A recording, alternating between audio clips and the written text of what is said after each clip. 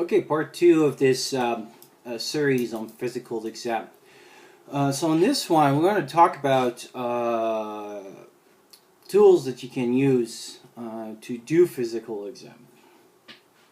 So first of all, you'll see that my view of them, and I'll explain why. And there's a big reasoning for it, and it's not that those skills are hard to learn.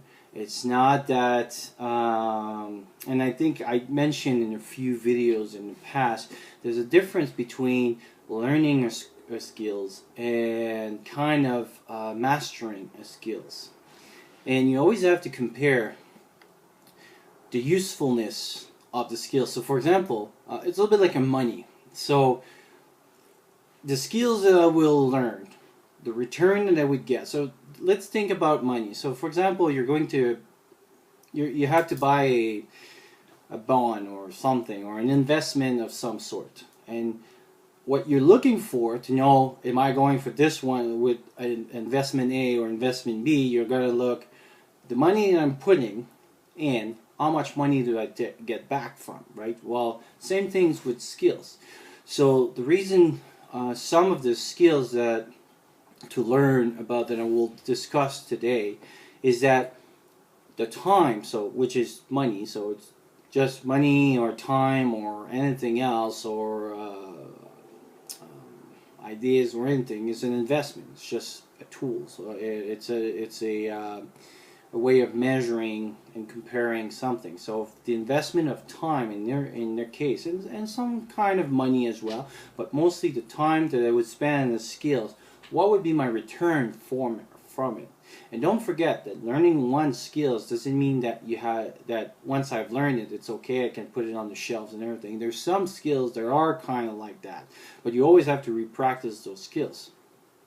So if you're not going to practice those skills, then why investing in the skills? And then the other question to ask yourself is that, do I need, how much will I get back from it, not only as how much it was going to useful for me. So the skill I'm kind of talking about is using things like blood pressure cuff and stethoscopes and other materials, things like that. So here's my thought of it. They are useful because, I mean, you know, like at the hospital we do it all the time. But they are, so just, we'll start with the blood pressure machine. So we use those numbers all the time in the hospital. I mean, how many, if you ever had if you ever been in the hospital or an emergency, how many times do they take your blood pressures? Kind of, but the number themselves don't mean anything. They're more in the trends. And so if I tell you you got a pressure of 140 over 80, or I tell you you had a pressure of 90 over 60 or something, the number itself is like, what do I have in front of me? And this is where they are, sometimes there's way too much emphasis on them than what they bring for. And so the whole physical exam is like a puzzle. So, you know, a puzzle that when you have them, so you got a piece and you put another piece, and suddenly each piece together start to make the image that you want, that you see on the box that you want to represent. Well, as you add pieces, and oh, this one needs a round corner over there and stuff like this. Well, this is physical exams, the same thing. So as you do your pieces, you kind of add it on. A lot of people, it seems normal to make you believe that if you have a blood pressure, boom, it's the whole picture, but it's not. And sometimes either they'll deviate your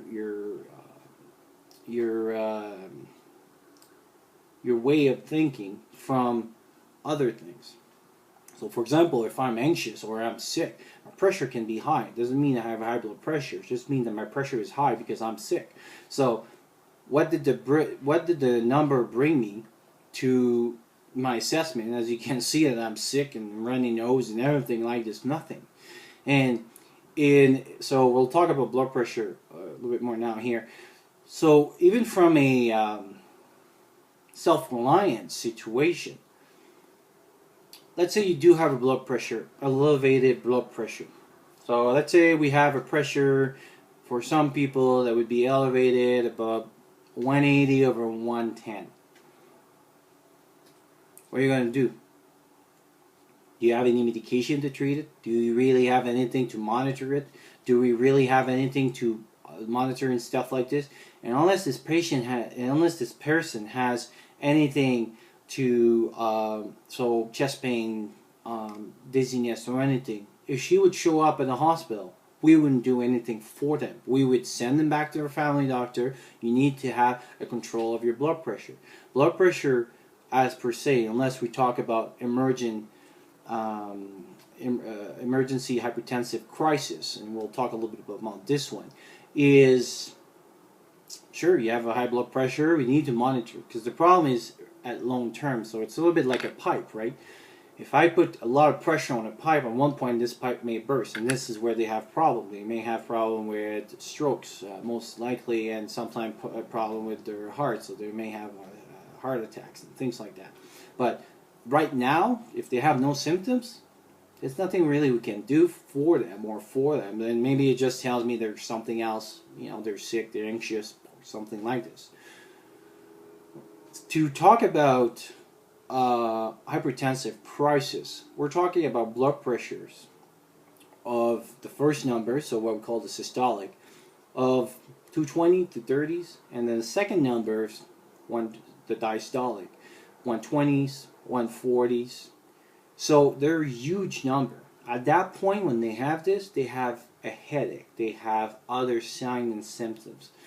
So, and those would be, and then now, the other questions, do I have medication to treat it? If you have nothing to treat it, there's nothing you can do for them as well. And we go back to some of the talk we've been having, that in a self-reliance, limited resource situation, there is some stuff that we could do something in a normal day, so in the hospital or something like that, because those things you would call 911. But if you're in a situation where you cannot have 911, you don't have those things, you do not have the medication, there's nothing you'll be able to do for them, because there's maybe a reason why this blood pressure is that high, and they'll maybe have their strokes, and there's nothing much you can do for them. And as well, there's some literature, for example, if past strokes or after a bleed, to let the blood pressure do her own thing and do not treat it, because the reason is the brain is hypertensive, is trying to bring some things to the head. So some of the case you wouldn't even treat it. That's why would I carry a machine that to see? And I saw many people, so for example, at different levels, so first responders, so firefighters and things like that, got trained on blood pressure. And what happened is that they focus so much on that task, because this is something you don't do on a regular basis.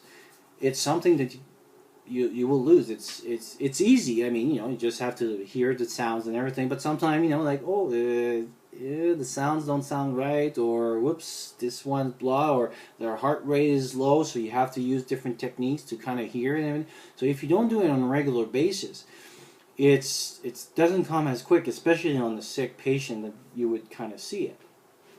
So I saw many people on the first responder that while this patient is sick and diaphoretic and everything, and still don't have the oxygen, don't do the proper thing as pressure dressings or anything on that, because they're so focused on, I need to get that blood pressure. Well, you don't need to get that blood pressure, because if they maybe they don't have one, and that's why you kind of hear it. So, but there would be other signs for that. So that's why blood pressure cuff for me is kind of out of the kit. First of all, it takes some space. Second of all, it's a weight. Third, most of them also needs adjustment, so you need to have the proper tool. If you lose the tool of that one and you don't have a well-balanced cuff, you just lost your the reason of taking your pressure, because all your pressure will be abnormal. So for all those reasons, I don't believe that taking blood pressure is a useful skill to spend time on and stuff. If you're already an hypertensive person and you are on medication for hypertension, and pretty much every day you're taking your own blood pressure, sure, you already have it at home, so might as well carry it. But I don't see why you would, if it's not that case, why would you learn that skill? But anyway, you didn't learn it for self-reliance. You learned it from everyday uses of the blood pressure. So let's go in the other extreme, low blood pressure. Well, if you take a pulse and you don't feel a pulse at the radial, so right over here, probably the pressure is very low. If you have a pulse over here and no pulse over there, there's been studies that kind of show it. Like we'll talk a little bit more about that. It's kind of debatable, but the first pulse you will lose is this one. The second one you will lose is the one in your neck, and the third one you will lose is the one in your groin. So as your pressure goes lower, you can feel it, and as well you can feel it as like. So usually I put them on a scale of 1 to 3. So if you feel it and it boom, boom, boom, that's a 3 out of 3. Versus a boom, boom, boom, that's 3. Versus a boom, boom, boom, that would be a 1 out of 3. So you can even feel the difference between your blood pressure just by feeling like this, and kind of have the pressure is a little bit on the way down or something. And you can see also as their pressure goes down, they're probably going to be more sign symptoms. So no blood pressure cuff in what I think. The stethoscope, a little bit the same thing, but the stethoscope is a little bit more useful. You can listen to lungs, chest, abdomen, so it is useful.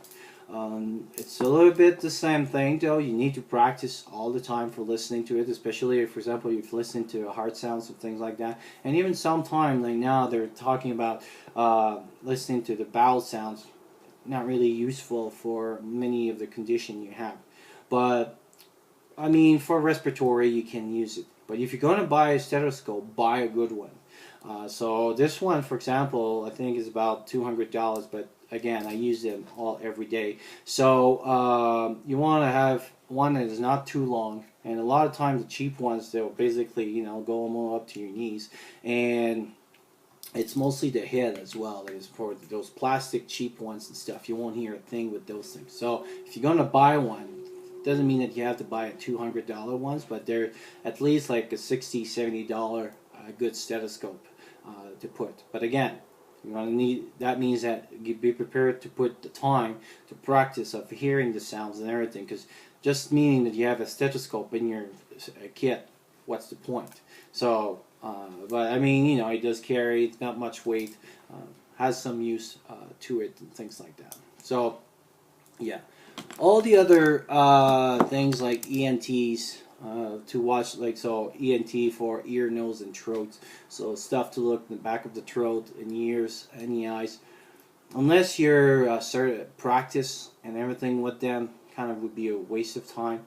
So, but if you have someone that, for example, can show you how to use it. So if you have a doctor or your optometrist, like, hey, I just bought this machine, could you show me how to use it and everything, and you have good contacts with them, sure, you could maybe try. But again, it's a constant practice for them and stuff. There could be, and there's some good ones that you can buy for about $70 that basically will do everything. So you can watch the ears, you can watch interior of the mouth, the nose, and everything. They could have their useful. The one in the eyes, not so much, because you'll see like it's not that easy to watch unless you watch it on a regular basis and stuff. And most of the conditions that will encounter to yourself, you'll be able to use it. The last one, and we'll do actually a full videos on that one once I have a little bit more material coming in, is some diagnostic imaging kind of, so diagnostic tools that you can use. So urine, sputum, so basically all stuff that can come, stools, sputums, liquids, a little bit of blood. It can be useful, and we'll do a video on all that ones, and those ones can help you, but again, in that little 5%, just to almost a little bit confirm more what you're suspecting, and kind of you're on the edge of between two, then it can help you and stuff. So hopefully that was helpful, and I'll talk to you soon.